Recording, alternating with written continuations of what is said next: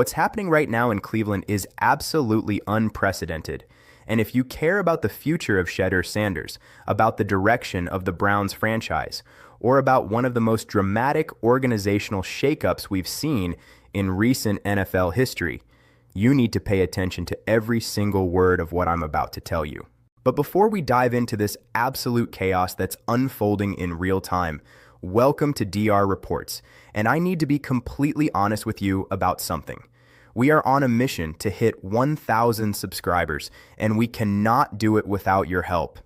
If you're getting value from the content we deliver every single day, if you appreciate the deep dives, the analysis, the insider information we bring you, do us a massive favor right now and hit that subscribe button. Turn on those notifications. We are so incredibly close to that milestone, and every single one of you watching this video can help us get there. Your support means everything to us, and we're grinding harder than ever to bring you the best NFL content out there.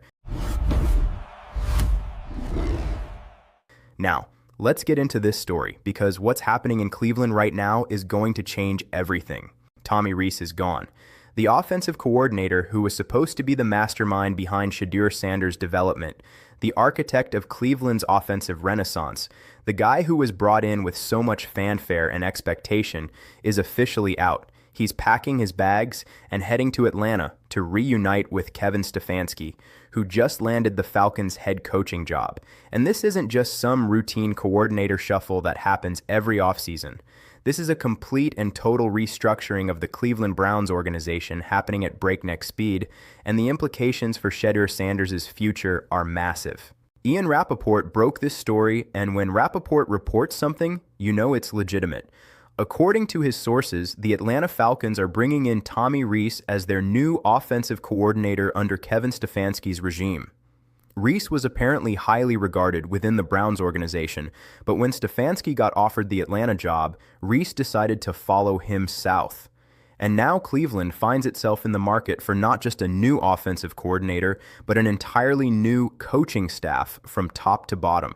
We're talking about a franchise in complete transition, and Shedeur Sanders is right in the middle of this organizational earthquake. Let's talk about what Tommy Rees was supposed to represent for the Browns. When Cleveland hired him away from Notre Dame, there was genuine excitement about what he could bring to the table. Here was a young, innovative offensive mind who had built a reputation for creative scheme design, for understanding modern offensive philosophy, for being able to develop quarterbacks and put them in positions where their talents could shine. The Browns hired him with one primary mission: unlock Shedeur Sanders' potential and turn this offense into something special. That was the plan. That was the vision. And it failed spectacularly.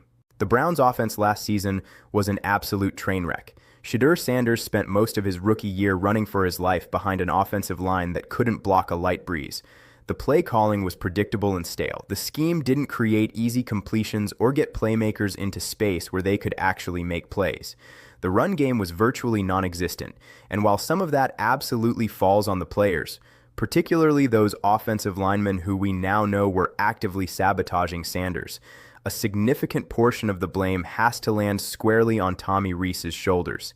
He didn't deliver. He didn't put together an offensive system that gave Shedeur a fighting chance to succeed, and now he's someone else's problem. Now you're going to hear people defend Rees.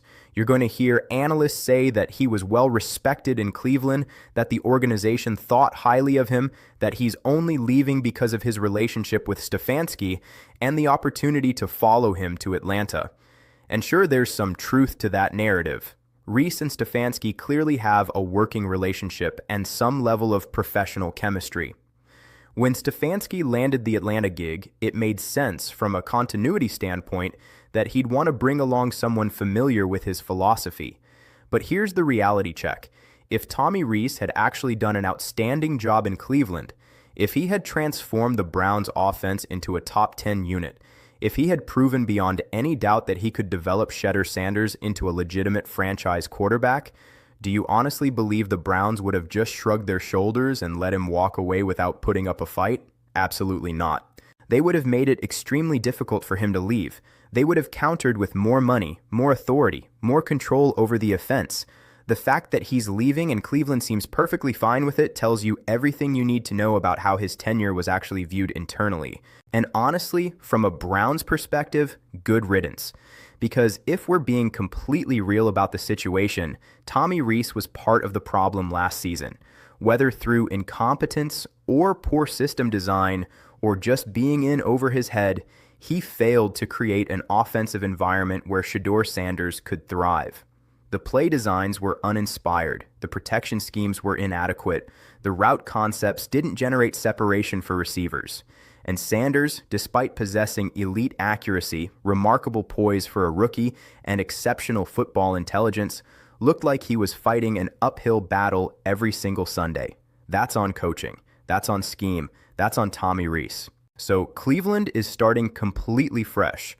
They're searching for a new head coach, and they're searching for a new offensive coordinator to pair with whoever gets that head coaching position. And according to multiple reports, the direction they're leaning is fascinating and potentially concerning depending on your perspective. They're going young, really young, like shockingly young.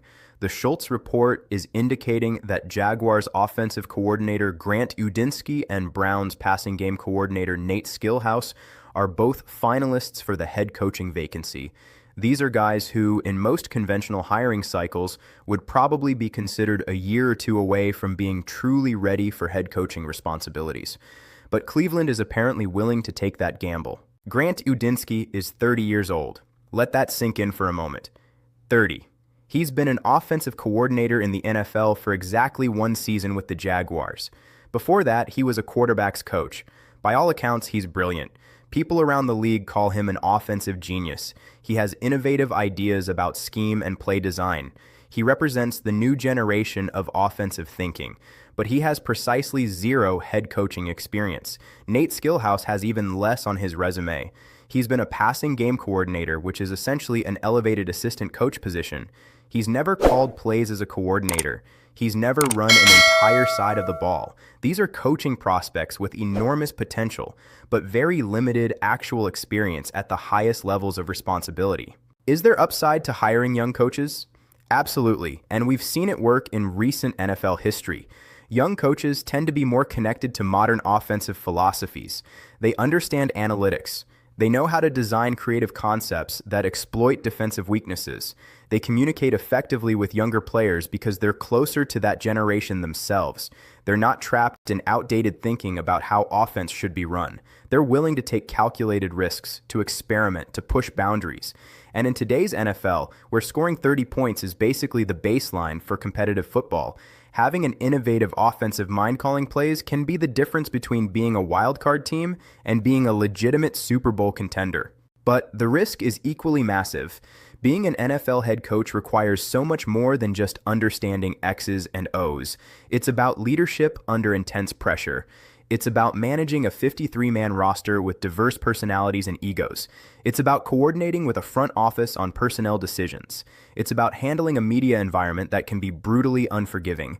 It's about making split-second decisions in high-stakes situations that can define your career.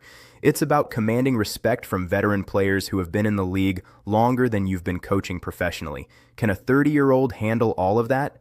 Can someone who's never been in that chair before suddenly step into one of the most pressure-packed coaching jobs in professional sports and lead a franchise that desperately needs stability? The skepticism is warranted. Everyone wants to find the next Sean McVay, the next Kyle Shanahan, the next young offensive genius who comes in and immediately transforms a franchise. But for every McVay success story, there are 10 young coaches who get promoted too early, who aren't ready for the magnitude of the responsibility, who get overwhelmed by everything that comes with being the head coach, and who flame out after a season or two. And the Cleveland Browns absolutely cannot afford another failed coaching hire. They've been through too many coaches, too many schemes, too many false starts and rebuilds.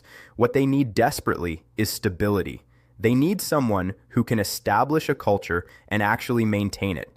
They need someone with the experience and the presence to handle the chaos that inevitably comes with trying to turn around a struggling franchise. That's why Jim Schwartz keeps coming up in these conversations, and why his candidacy makes so much sense on paper.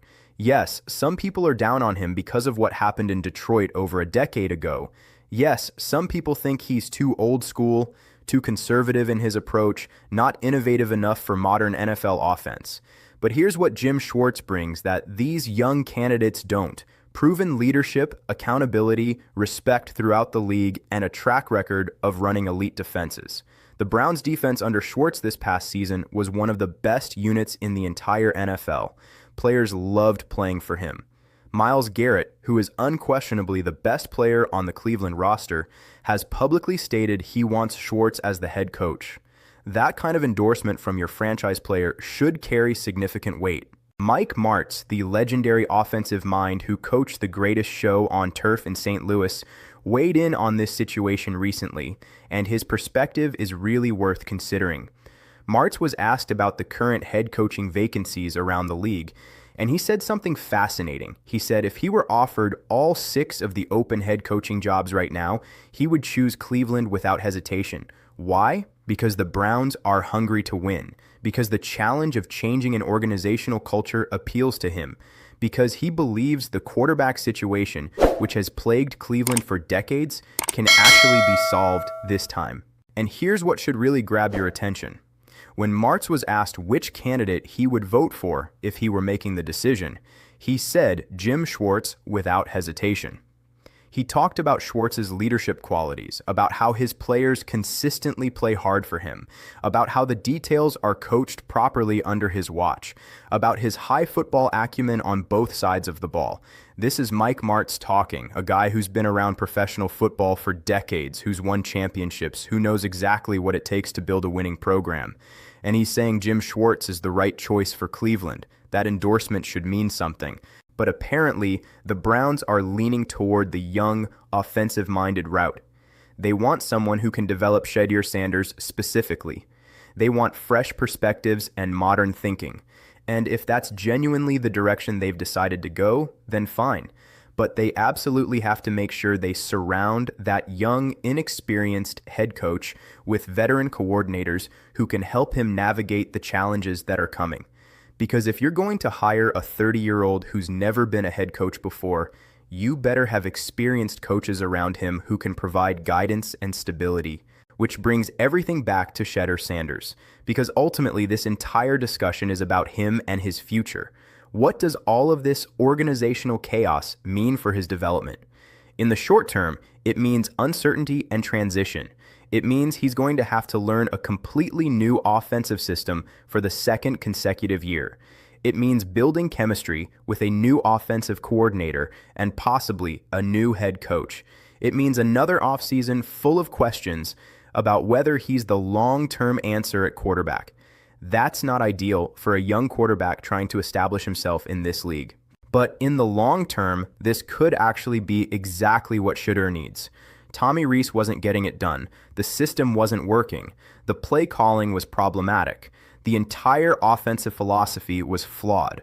Getting a new offensive coordinator who can come in with fresh ideas, who can design an offense specifically built around Shedeur's unique strengths and skill set, could be the catalyst he needs to make a significant leap forward in year 2. Let's talk about what Shedeur's strengths actually are, because this is critical information for whoever becomes the new offensive coordinator. Shedeur Sanders is an exceptionally accurate passer. He has remarkable poise in the pocket. His footwork is excellent and technically sound. He processes information quickly and goes through progressions efficiently. He's at his absolute best when he's throwing from a clean pocket with time to work through his reads, when he can use his accuracy to fit balls into tight windows with precision. He's not a scrambling quarterback. He's not going to beat you with designed runs like Lamar Jackson or break tackles and extend plays with his legs like Josh Allen. He's a pure pocket passer, a timing and rhythm quarterback who thrives in systems with quick reads, precise route running, and accurate ball placement. So the Browns need to hire an offensive coordinator who fundamentally understands that profile. They need someone who's going to design an offense built around quick game concepts, RPOs that get the ball out fast, play action passes off an effective run game. They need to create easy completions that get the ball out of Shedeur's hands quickly so he's not holding it and taking unnecessary hits. They need to scheme receivers open. Get playmakers the ball in space and let them create yards after the catch. That's how you maximize what Shedeur Sanders can be as a quarterback. And they absolutely must fix the offensive line situation. This cannot be overstated. You cannot run a successful offense when your quarterback is getting pressured and hit on half the dropbacks. The Browns have already fired several offensive linemen who were actively sabotaging Sanders last season, which is insane to even think about. Now they need to replace those players with legitimate NFL caliber blockers who can actually protect the quarterback. That means being aggressive in free agency. That means using premium draft picks on offensive line prospects. That means investing significant resources into building a competent offensive line that gives Shedeur time to operate. Let's circle back to the coaching candidates one more time, because this decision is going to define the next several years of Browns football. If Cleveland hires Grant Udinski, they're making a bet on offensive brilliance and potential. They're betting that he's the next great offensive mind, that his creativity and innovation will unlock something special. But they're also betting on someone with very limited experience who's never faced the challenges of being a head coach. If they hire Nate Skillhouse, it's an even bigger gamble because his experience is even more limited. He's never coordinated. He's never called plays. He's a rising talent, but is he ready for this? That's a massive question mark hanging over everything. Here's the concern that keeps nagging. The Browns have a documented history of overthinking these decisions. They try to be the smartest organization in the room. They go against conventional wisdom. They make unconventional hires because they think they've discovered something everyone else missed. Sometimes that approach works. Most of the time, it doesn't.